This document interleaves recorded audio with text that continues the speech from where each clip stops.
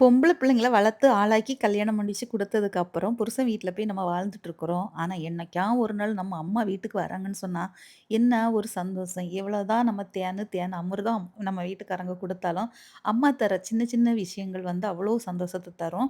இன்னைக்கு எங்க அம்மா காலையில என்கிட்ட ஃபோன்ல பேசும்போது கூட, "நான் வீட்டுக்கு வரேன்" அப்படின்னு ஒரு வார்த்தை சொல்லல. திடீர்னு சர்ப்ரைஸா வந்தாங்க. அம்மா மக வீட்டுக்கு வர்றது சொல்லிட்டா வரணும் அப்படித்தானங்க. அதனால அம்மா வந்ததுல எனக்கு ரொம்ப சந்தோஷமா இருந்துச்சு. வர்றவங்க சும்மா வரணும் தானே! வீட்ல இருக்கிறது எல்லாத்தையும் கொண்டு வந்தாச்சு. நம்ம வீட்ல தேங்காய், மாங்காய், கொய்யா செடி கூடவே பார்த்தீங்கன்னா, முருங்கைக்கீரைலாம் இருக்கிறனால எப்பவுமே வீட்லருந்து வரும்போது இதெல்லாம் இயற்கையா கிடைக்கிறதுனால கொண்டு வருவாங்க. எங்க அம்மா 9 வயசுலயே காட்டு வேலை செஞ்சு, அப்புறம் ரப்பர் மரத்தில பால் வெட்டு வேலை தான் பார்த்தாங்க. 400 மரம் டெய்லி பால் வெட்டி வேலை பார்த்து, இப்ப ரிட்டயர்ட் ஆகி வீட்ல இருக்காங்க. வீட்ல இருந்தும் தன்னோட உடம்ப ஹெல்த்தியா வச்சிருக்கிறாங்க. சுகர், பிரஷர் எதுவுமே எங்க அம்மாவுக்கு எந்த ஒரு நோயும் இல்லாம ஆரோக்கியமா இருக்காங்க. ஏன்னா, வீட்ல இருந்து சும்மா இருக்க மாட்டாங்க. ஏதாவது ஒரு வேலைகள பார்த்துட்டே இருப்பாங்க. இங்க வந்து சும்மா இருக்கலன்னு சொல்ல சொல்ல கேட்கவே இல்ல. ரேஷன் அரிசி கொஞ்சம் வாங்கி வண்டு பிடிச்சு இருந்ததுங்க. பச்சை அரிசி எல்லாத்தையும் புடைச்சு எடுத்து நீட்டா ஒதுக்கி குடுத்துட்டாங்க.